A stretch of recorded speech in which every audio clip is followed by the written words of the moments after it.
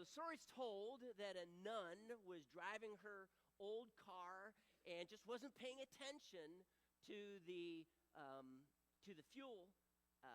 What do you call that? The fuel indicator, the gauge, gas gauge. Thank you. Wow. And about a mile past a gas station, she runs out of gas. Thankfully, it was only a mile. So she pulls, of course, she's pulled over. She gets out and she walks that mile back.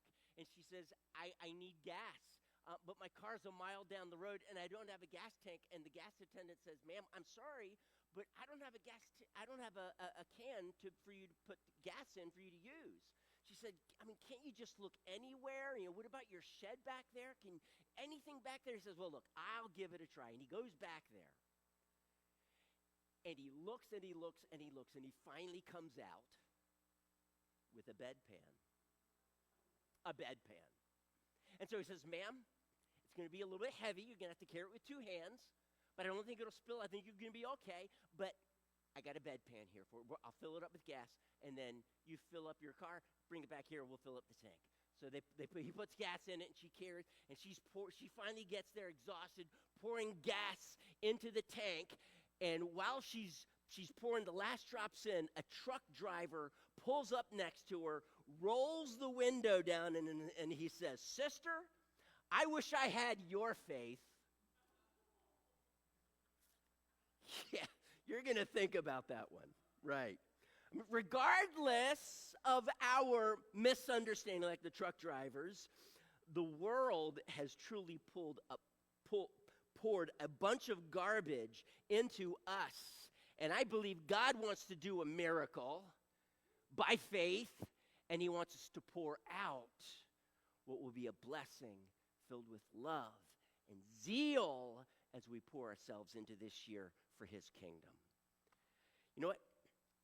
I believe that God has privileged us to be able to experience zeal. We're going to see this in David's life, and I pray as I read, it's going to be like 45 verses, so it's going to be a lot of reading tonight. And yes, it is about David slaying Goliath, but we're going to cover half today and half next week. We need to understand that zeal is ignited, and it's really seen in the midst of the worst of conditions.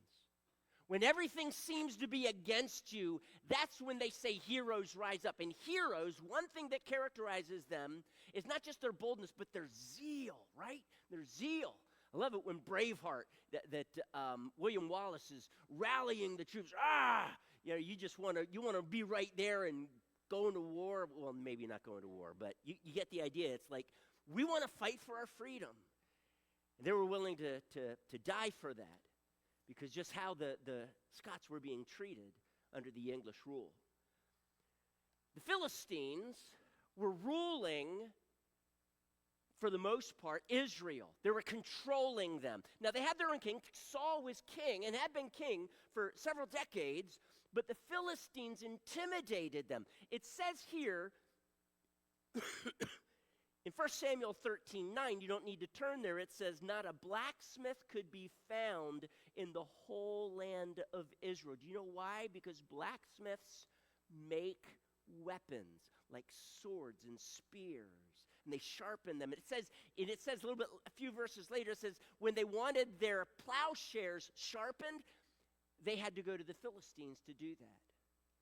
And so there was this sense of domination. The King Saul was doing whatever he could so that the people were not completely enslaved to them. So they would go to war, and chapter 17 is no exception.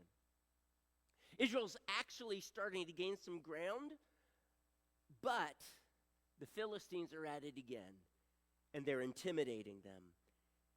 Chapter 17, verse 1. Now the Philistines gathered their forces for war and assembled at Socoh in Judah. They pitched camp at Ephes Dammim between Socoh and Azekah. Saul and the Israelites assembled and camped in the valley of Elah and drew up their battle lines to meet the Philistines. The Philistines occupied one hill, and the Israelites another, with the valley of Elah between them. Valley of Elah is a little over 10 miles, say close to 15, but between 10 and 15 miles, excuse me, southwest of Jerusalem. Next week I'm going to talk about Jerusalem because it's actually mentioned in this chapter very briefly, but it's important. So that's the general location if you're looking at a map, and many of your Bibles have maps in the back. I even have some maps that the authors or people actually included with these pages in 1 Samuel, just to give you kind of a snapshot view of this. But it says, continues on in verse 4, it says, a champion named Goliath, who was from Gath, came out of the Philistine camp. He was over 9 feet tall, 9 feet, 9 inches to be exact. He had a bronze helmet on his head and wore a coat of scaled armor of, of bronze, weighing 5,000 shekels. That's about 125 pounds. Okay? Have you ever had a backpack or something? Have you ever carried 125 pounds? Not a problem for him. He wore it all day. On his legs, he wore bronze greaves, and a bronze javelin was slung on his back. His spear shaft was like a weaver's rod, and its iron point weighed 600 shekels. That's about 13 pounds. I don't know if you've ever had a heavy weight on just something this long. A weight here is 13 pounds especially, is very hard to hold in your hand. He had a spear. Now, generally, you don't throw the spears usually like this because it would be longer than a sword, and you could have an advantage there. So generally, you use 2 hands. But here he's got a sword, he's got a javelin, he's got a spear with this massive head, and his shield bearer went ahead of him. So he didn't have an armor bearer, per se, to carry his weapons. He had a shield bearer. I can only imagine how big that thing was. Goliath stood and shouted to the ranks of Israel, "Why do you come out and line up for battle? Am I not a Philistine and you are not the servants of Saul? Well, choose a man and have him come down to me. If he's able to fight and kill me, we will become your subjects. But if I overcome him and kill him, you will become our subjects and serve us." Then the Philistine said, "This day I defy the ranks of Israel. Give me a man and let us fight each other." On hearing the Philistines' words, Saul and all the Israelites — how many of the Israelites, church? All pretty much means all the Israelites were dismayed and terrified. Now, David was the son of an Ephrathite named Jesse, who was from Bethlehem in Judah. So Ephratah is the region, Bethlehem the town. Jesse had 8 sons. David's the youngest. And in Saul's time, he was old and well advanced in years. Jesse's 3 oldest sons had followed Saul to the war. Now, that does not mean that David is not of the age to fight. We'll talk about that in a moment. But his 3 oldest brothers were actually in the army. The firstborn was Eliab. We'll get to hear what Eliab has to say in just a moment. The second, Abinadab, and the third, Shammah. David was the youngest. The 3 oldest followed Saul, but David went back and forth from Saul to tend his father's sheep at Bethlehem. For 40 days, the Philistine came forward every morning and evening and took his stand. How many times did he give this defiant charge then? 40 times 2 is 80 times. That's getting a bit monotonous. Now Jesse said to his son David, "Take this ephah of roasted grain and these 10 loaves of bread for your brothers and hurry to their camp." Now, Bethlehem was a little bit closer to the valley of Elah, because Bethlehem is about 5 miles south of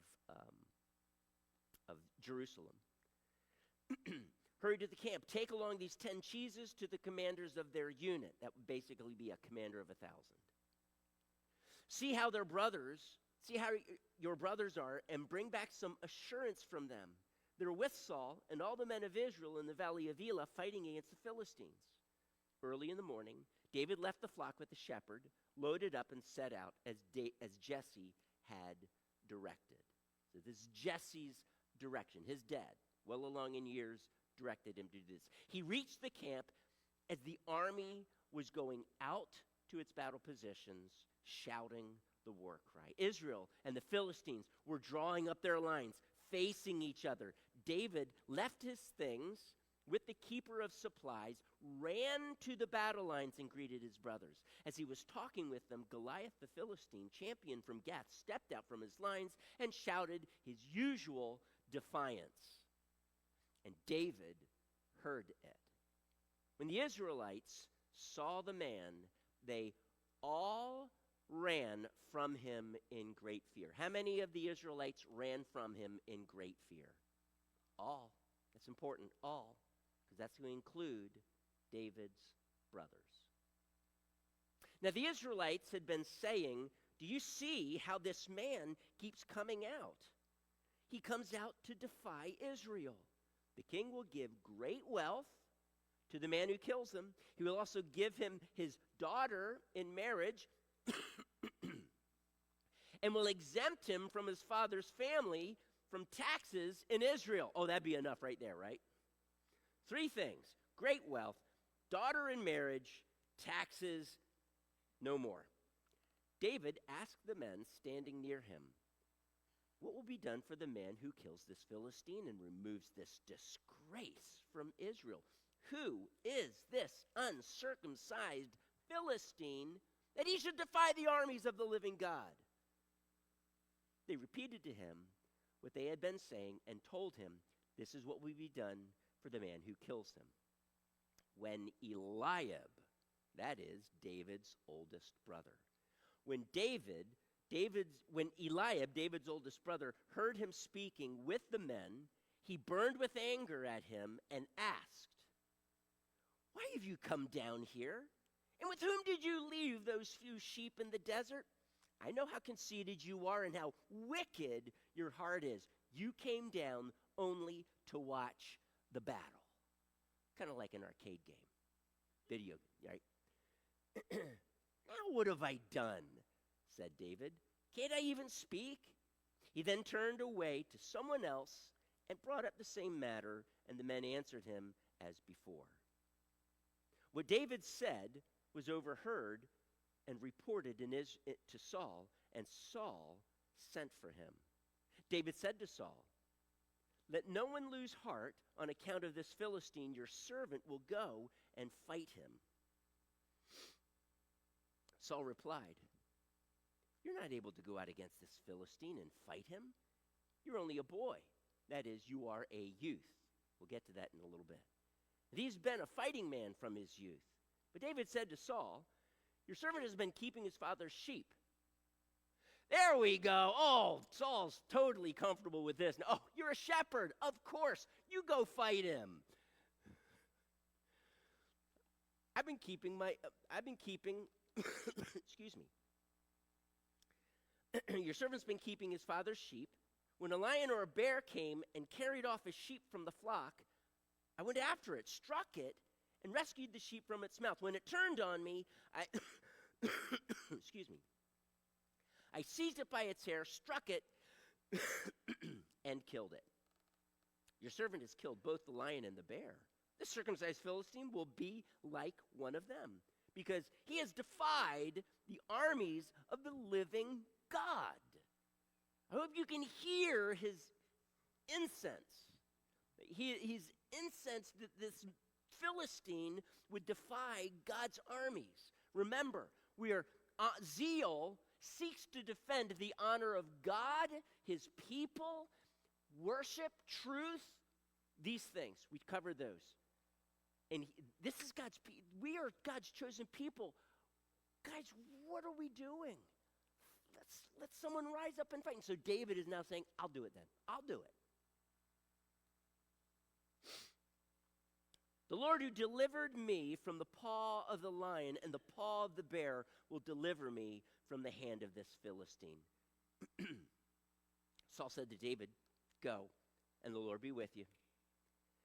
Then Saul dressed David in his own tunic. He put a coat of armor on him and a bronze helmet on his head. David fastened on his sword over the tunic and tried walking around because he was not used to them. I cannot go in these, he said to Saul, because I'm not used to them.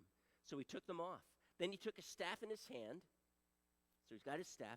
Chose 5 smooth stones from the stream, put them in the pouch, of a shepherd's bag, and with a sling in his hand approached the Philistine. Meanwhile, the Philistine, with his shield bearer in front of him, kept coming closer to David. He looked David over and saw he was only a boy. That is, he saw that he was a youth, ruddy and handsome.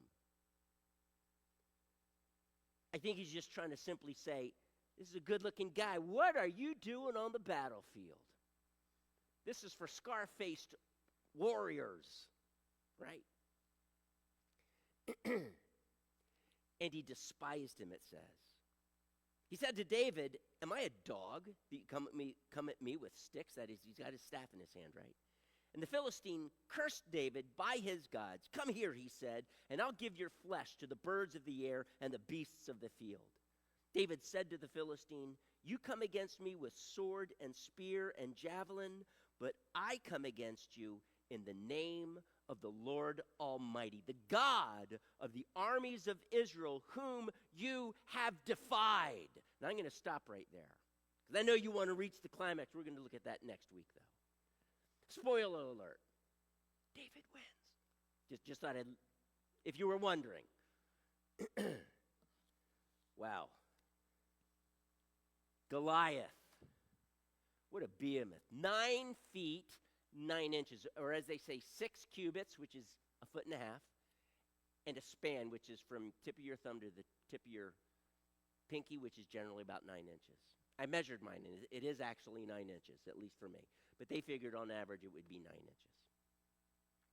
9 foot 9 inches. This guy's huge. Did you realize that there are people, I think the David Ladlow, I think is his name. He lived in the early 1900s. Tallest man on record, 8 foot 11 inches. Very skinny. He had a brain tumor that he got, I think he was 22 when he died, but he got it several years earlier, and it in his pituitary, and it triggered growth hormones that made him grow. Just grew. Hugely grew. Generally, people who go over 8 feet tall, they're skinny. Not always, but generally, there are several people who have hit these records had that brain tumor in their pituitary, by the way. Again, not all of them. There is one woman, I think that she is close to 8 feet that she lived. She was not super skinny, but generally they are. Their bones tend to be brittle, and they're not very strong because of this. Their body just cannot deal with that height. That is not Goliath. Goliath is strong. He's a warrior. For us, that would be like an athlete. He knows how to do battle. He knows how to get in there like a wrestler and take you down. He knows how to run hard and win. He knows how to, if he were in the javelin toss, he would easily win it. This is the kind of guy that Goliath was. His armor, 125 pounds. He had a sword, a spear, and a javelin. The javelin swung across his back. That's generally the one that he would throw. The head of the spear, I mentioned, 13 pounds. A warrior from his youth.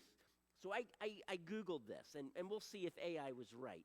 But I said, hey, if you take a 6-foot man who weighs 200 pounds, if he grew to be 9.5 feet tall, how much would he weigh? And Google said about 700 pounds. So I'm about 200 pounds. I'm 6 feet. And so if you took me and stretched me another 3 feet plus, 3.5, 3 foot 9 inches, and just my same proportions, about 700, maybe a little bit more pounds. 700 pounds. Okay? That's how big. That was, and he was probably built more muscular than I am, for sure. As a warrior, so he is not this skinny guy, that many of the giants in our day that have set Guinness Book of World Records height-wise. Not skinny like that. Nope. Strong. He was intimidating to the Israelites. As a matter of fact, in verse 11, we read that Saul and all the army were dismayed, discouraged, and fearful. Saul was fearful. I think that plays into how he interacts with David. Eliab, I think it interacts with how Eliab answered his brother, because these were all afraid when Goliath would come to his position on the other side of the valley of Elah and hurl his defiance against God and the armies of God. And in verse 24, it even says that the army ran from Goliath when he took his stance in great fear. Goliath was an intimidator. As we're going through this, I want you to just imagine not just Goliath, but I want you to imagine Satan himself. Satan is the great intimidator. I mean, if you were actually to have Goliath fight Satan, yeah, I think Satan would take him in like that. Satan is an intimidator. He hurls lies, he hurls accusations. He seeks to intimidate you, make you feel small. We'll get into that in a little bit. Satan is our intimidator. But I'm talking about Goliath right now, but I do want you to keep Satan in the back of your mind. And David sees this defiance, this intimidation, and he's not intimidated. He's not feeling afraid at all. He's angry. David is angry. And he begins to ask, what will happen to the person who kills this giant? What do you think is going through David's mind? Do you think he's going to encourage his brother to do it? Well, his brother ran from the front lines. They all ran back. So he is here, and he's seeing the army in front of him, and they're running back. They're running away from Goliath. What is going on here? David's just thinking, this should not be. So I want you to see zeal is starting to ignite in David, and even labels what Goliath is doing. He is an uncircumcised Philistine defying the armies of the living God. David wants to defend the honor of God's people. As I'm going through this, so Goliath is the great intimidator. Satan is our great intimidator. The Israelites are God's people. You are God's people that Satan is seeking to intimidate. And I am encouraging, let zeal arise. Just like it happened in David's life. We're going to look at that this weekend next. Let zeal rise up within your heart, as it did with David, in various things. We'll look at the application in a bit, but I just want you to think zeal right now is beginning to be ignited in David's heart. He is zealous. Remember, zeal is not an emotion, it's a devotion. Now, I believe that when you're zealous, that will ignite emotion, but zeal is rooted in truth, knowledge. Godly, proper zeal is rooted in truth. We're going to see that in David's life. It is not an emotion, it is a devotion. What is the devotion in David's life? Have any of you read the Psalms? What is David? Excuse me. Thank you. It's the Lord. Psalm 23, David wrote that one. The Lord is my shepherd, I shall not want. And he's talking about who this shepherd is and how he cares for him. David regularly speaks about his love and his devotion to the Lord. So this is the very nature of David. I am sure that as a shepherd, many times, thank you, sir, I appreciate that. Many times, I can only imagine, and if you happen to remember Mike Jeffords, he would talk about David's field time. And I just thought, how That's great. David, a psalmist, had his field time. You know, he's out in the field watching the shepherds. What do you think he was doing? Well, I'm sure that that's where he crafted many of his psalms. and I imagine that some of those psalms developed and he wrote them down, and we have them in our Psalter in the book of Psalms, 150. He didn't write all of them, of course, but he did write many of them. And it came from a heart that was en fuego, on fire. He loved.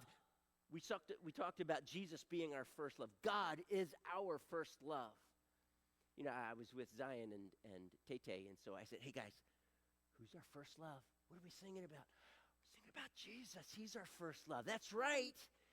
He's our first love. Church, is Jesus your first love? I believe that God was David's first love. And you hear this when Goliath the Intimidator intimidates. And it stirs this response and anger, a zeal in David's heart. And that should be what happens in us, church. And a lot of times, like in politics, and regardless of which side of the fence you're on, we stand for righteousness. And there is so much going on today that opposes that. And it is right and appropriate concerning any attacks against righteousness that we are angry. That there is something that stirs up within us a zeal that wants to defend the honor of God, of his church, of truth. So we see that in David. It's beginning.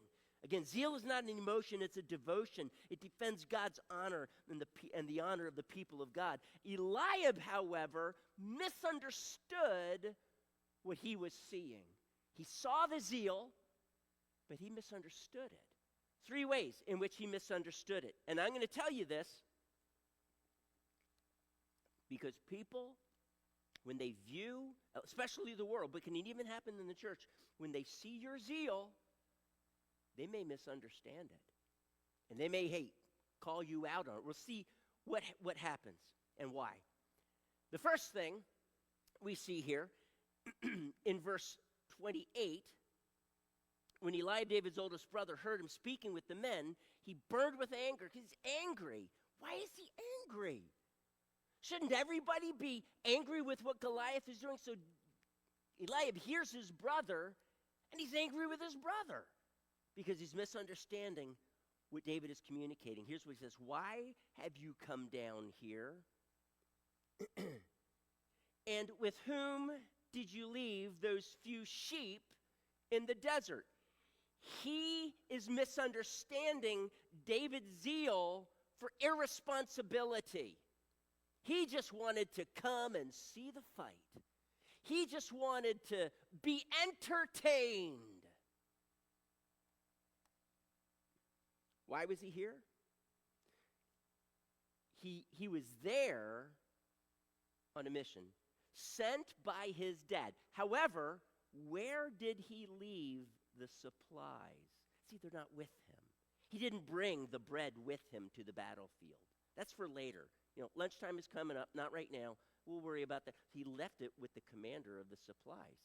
Now, David also sets up a tent. We learn about that in verse 55 because he puts some things from Goliath, like his sword and such, in his tent. Look there in verse 55. David puts Goliath's sword in his tent, along with some other things.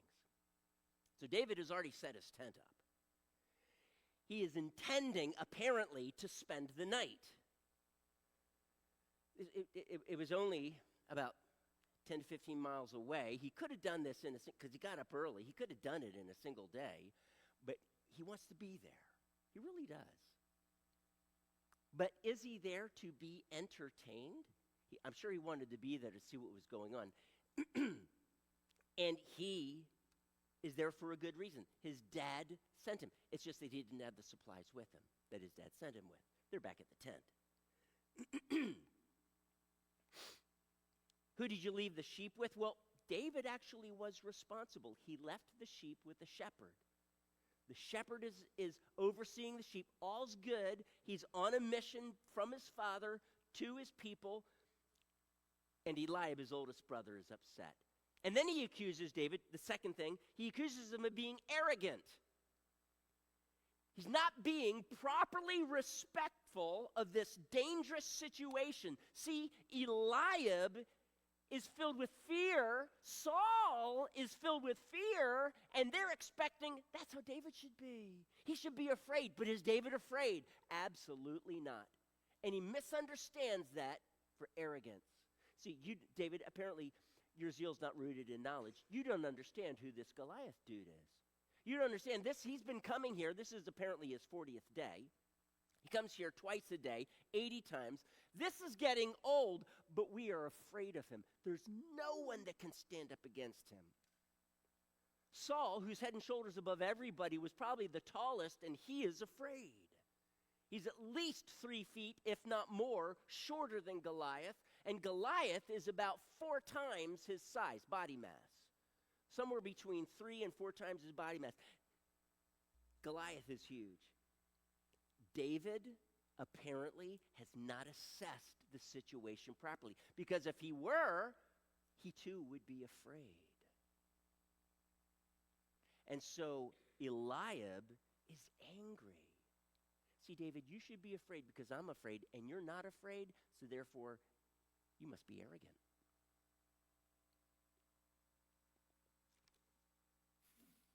And he misunderstands his zeal. The third thing is he claims that David is wicked. He only came there to be entertained, and he just wants the reward. He's just in this for the reward, and he has no clue what he's getting into. This younger brother of mine, oh my goodness, oy vey. Do I have to take care of him? Do I have to babysit him all the time? And now he's stirring up everybody around him, thinking that nobody is going to fight him. And David's acting as if he wants to go out there and fight him. I've got to rescue my brother. He is an idiot, is what he is. He's angry. David, you have no clue what's going on here.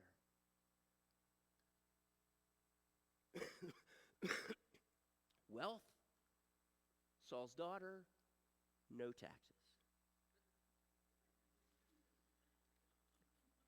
Apparently, David is willing to risk his life for these, but you see, at no point does David, he's wanting to know what's going to happen, but what's really motivating him? Goliath the Intimidator is defying. He's defying the armies of the living God. And the rest of the Israelites, including King Saul, if they heard David saying this and responded to it, they would say, yeah, so? As if he had a right, as if he had the privilege. Yes, speak against our God. Speak against us as the army of the living God. As the ones empowered by God to destroy the Philistines. This was God's promise, given all the way back in Deuteronomy. You will go in and you will destroy them, including the giants. That's what Caleb had in mind. He was given Hebron, and they were filled with Anakites. Anakites, we learned earlier in Deuteronomy, are giants, and he's willing to take them on. Let's go. Even names 3 of the Anakites, the giants. And he takes Hebron, the city, the town that Moses had promised him, because he came back with a good report, you might remember, almost 40 years earlier. Fast forward now, here's another giant, what we would call from the stock of the Nephilim, and David is not intimidated at all. Can I just ask you, has anyone ever misunderstood your zeal or opposed your zeal? If there was just a burning in your heart and you were like, no, this is wrong. What they're speaking is not truth, or what they're doing, that's not right. How you're speaking against God, how you're speaking against Christians. Oh, I don't go to church. Everybody there is a hypocrite. I hope that something stirs up in your heart, not that you are you speak angrily towards them, but let zeal rise up so that you speak the truth in love. And many times, and I've walked you through this, there are times in which we speak a very firm word. Our goal is love and to speak graciously, but there is that time, and we see it in Jesus' life, in which he speaks very firmly. Even Paul, who calls Elymas, you're the spawn of Satan. That is what he said to him. You're a sorcerer, and you're trying to lead Sergius Paulus astray. We're preaching the gospel to him. He's interested. You're not. From now on, and he curses him. You'll be blind. You'll be groping around in the darkness. And there was a firm word that Paul gave, but Paul generally spoke the truth in love. So, have you ever had someone try to shut you down? I remember when I was in 9th grade, I mentioned this story to you. First time I had just given my heart to Christ. I think this was the first opportunity that I had to witness, and I did it to John Lavelle. He had a lot of potential in him, but he did not live up to it at all. He was a druggie, as we called him, or actually we called them hoods. I have no idea why they called them hoods. But he would go off into the woods, and he would do his drugs during school time. I remember I spoke with John that day, and he turned around and he announced to the class, Mike's got religion. And you heard my story. I tried so hard not to be embarrassed, but it was like my face was on fire. Not because of my Zeal church, because I was embarrassed. And I just kept saying to myself, okay, don't get embarrassed, don't get embarrassed, don't get embarrassed. And I think the more I said it, the more I became more embarrassed.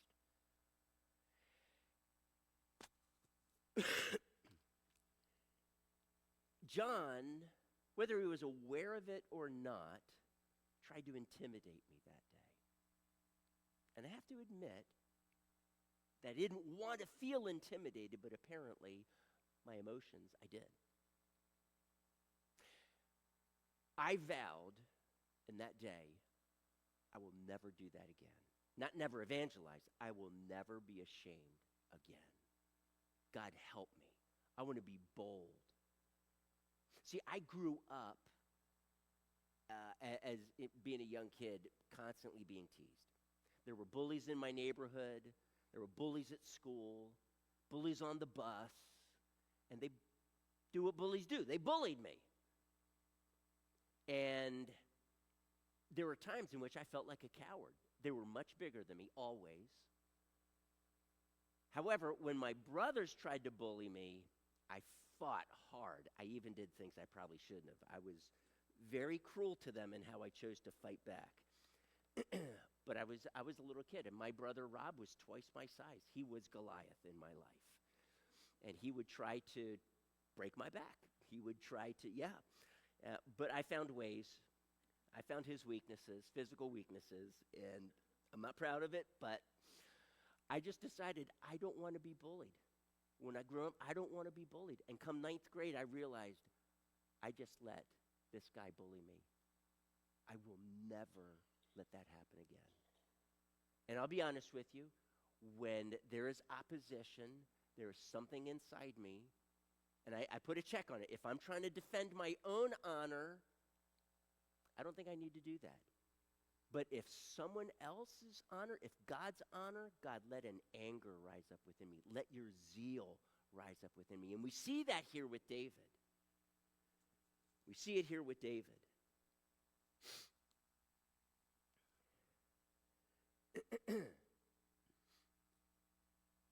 Satan is our bully. He is going to speak lies to you. You failed. You're not good enough for God to use you. What makes you think you can win this person to the Lord? Like, how many times have you ever shared the gospel in your life? You can't lead this person to Christ. Do you not realize what this person has gone through and the pain and the heartache, or just how angry they are at God? You'll never win them. This is what he does. Lie, lie, lie. You're just too weak. Have you ever had the devil whisper those words in your ear? He's an intimidator. You're not skilled enough or gifted enough to win this person to Christ. Even open your mouth and share the gospel. Who do you think you are? He's an intimidator. You're not smart enough. This problem, because it's not a person, this problem is just too big. It's too big. Let it go. Just let it go. This problem, it got the better of you. It won. Let it go. Let it go. And that's what the devil will whisper to you over and over and over to intimidate you. We see this in Goliath when David faces him. You come at me with sticks? You're just a boy?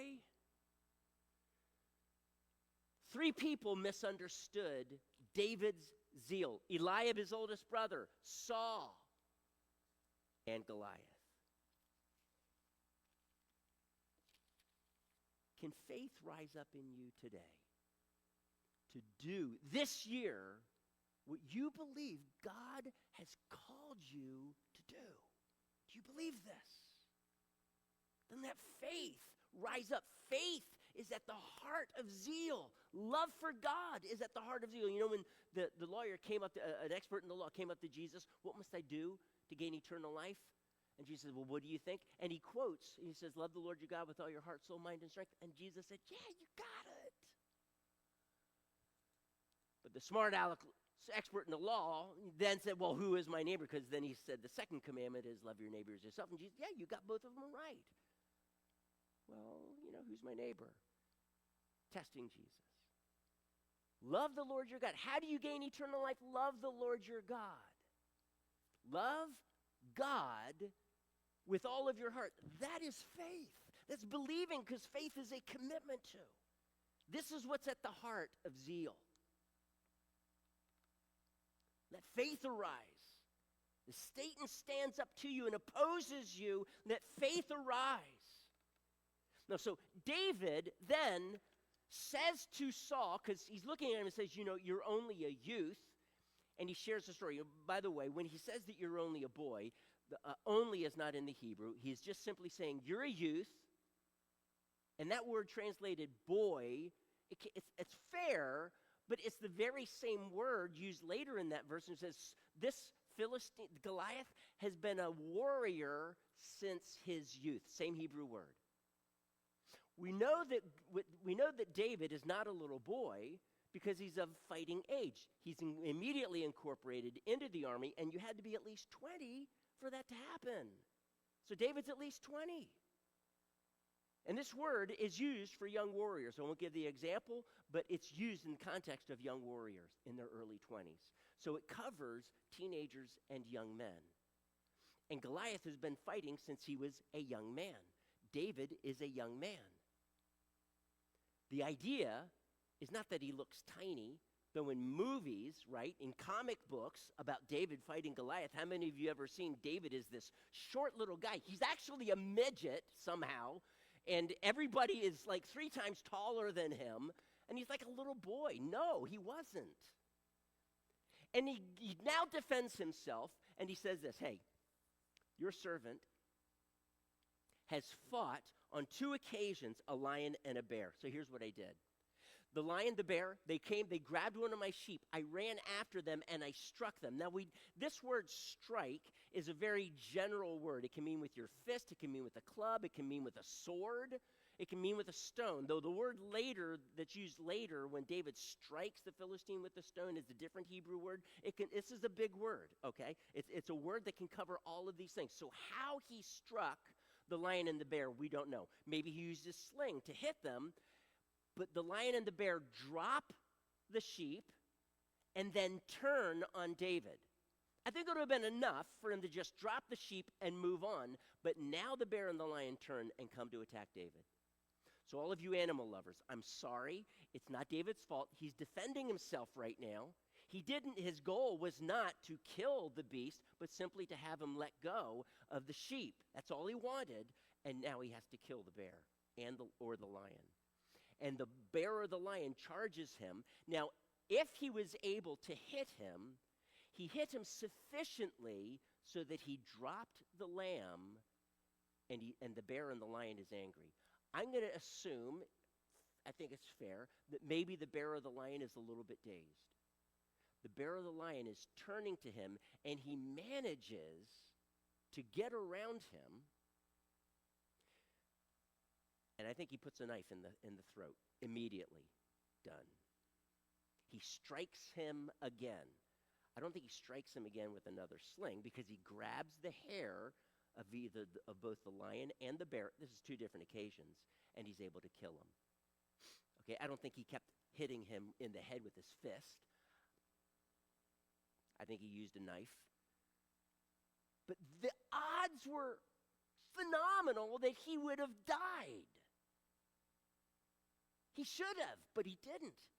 And so I'm going to encourage you. I want you, because this is him recalling, he's thinking of his past. I want you to think of a time in which God rescued you. I want you to think of a time in which you shared the gospel and someone responded, or at least they listened. Whatever the devil's intimidating you with, think of a time in which God actually used you, in which God did something. Rely upon that. And if you've never done it before, think of someone who has, because God empowered them to do it, and he can do that for you. Recall, church. Remember.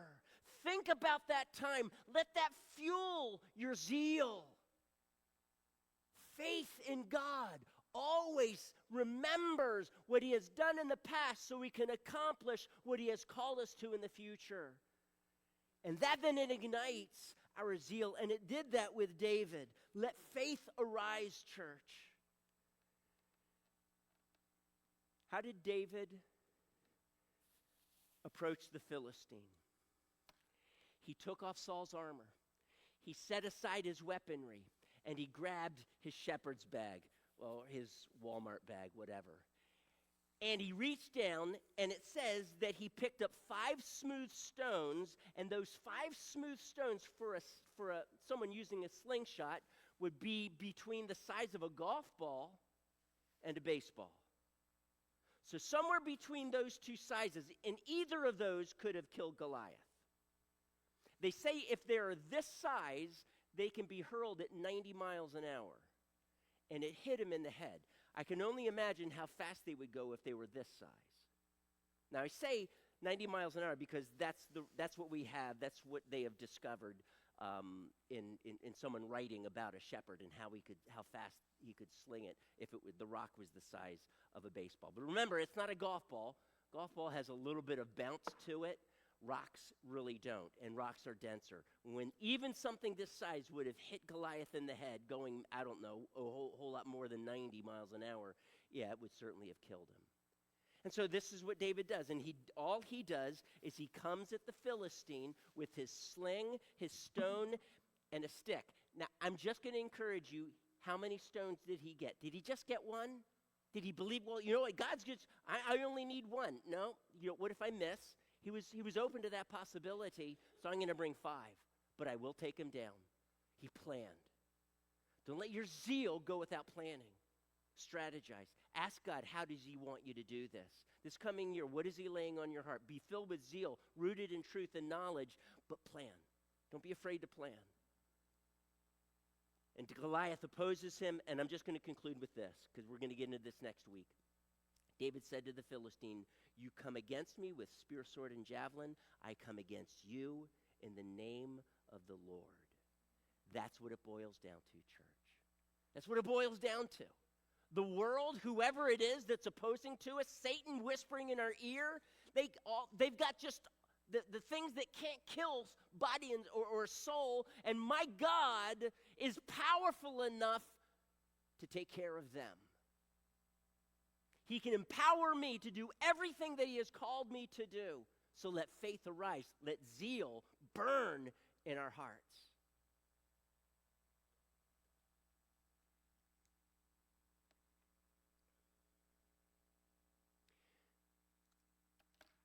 You know, when my brother Ken before my brother Ken gave his heart to the Christ, he was 68 years old. Several years before that, I asked him, Ken, I'd love to sit down with you, and I'd like to talk to you about Jesus. I would love to just share with you, why do I even believe that Jesus is who he said? Why do I believe that the Gospels? And I'd love to just share with you some evidences, some things in my life, stories. And he said, you know what, Mike? No, I don't want to do that. Don't want to do it. He wanted to believe what he wanted to believe. And so I prayed for him. There was a time then my sister was reaching out to him more and to his wife, and God was doing something in my brother's life. He picked up a few books, and it was those books that God used, along with what my sister shared with him. And I remember being on the phone with him, and he was walking me through. He said, Michael, I think for the first time in my life, I'm getting it. And this is before he gave his heart to Christ. It's really challenging me. And I said, Ken, listen to what Jenny's telling you. Don't be afraid to give your heart to Jesus. He's absolutely worth it. Absolutely. This book right here, the Bible, it's truth, Ken. It's not a guess. It's not man's best ability to say something that's valuable. It's God's word. And he's speaking to your heart. And about a month or 2 months later, through all different things, God brought my brother Ken at age 68 to Jesus Christ. Church, don't let the devil intimidate you. Let zeal rise up in your heart and speak that word of truth. Stand against the opposition of the enemy, that problem that just seems immovable. Speak the word. If you have a faith the size of a mustard seed, and that mountain that's opposing you will be cast into the sea. Just a grain of mustard, a mustard seed of faith. Well, listen, I'm up with my time. I want you to just, as we go through this coming week, I want you to think about zeal. I want you to think about how Satan might be opposing you. And then pray, God, what do you want me to do? What do you want me to do? How can I defend your honor and the honor of your people and truth? Stand with me.